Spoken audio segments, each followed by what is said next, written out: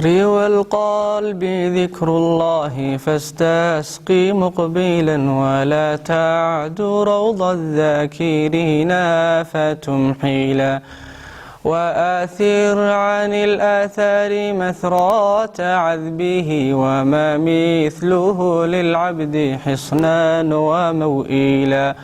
ولا عمل أنجى له من عذابه غداة الجزى من ذكره متقبلا ومن شاغل القرآن عنه لسانه ينال الخير أجر الذاكرين مكملا وما أفضل الأعمال إلا افتتاحه مع الختم حلا وارتحالا موصلا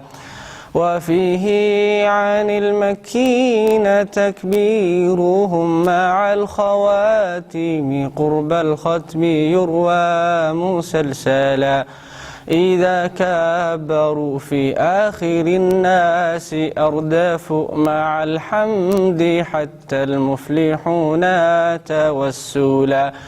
وقال به البزي من آخر الضحى وبعض له من آخر الليل والصلاة فإن شئت فاقطع دونه أو عليه أوصل الكل دون القطع معه مبسملا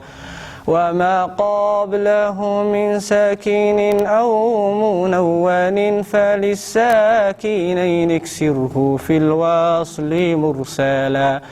وأدرج على إعرابه ما سواهما ولا تصلنها الضمير لتصالا وقل لفظه الله أكبر وقبله لأحمد زاد بن الحباب فهللا وقيل بهذا عن أبي الفتح فارس وعن قنظل بعض بتكبيره تلا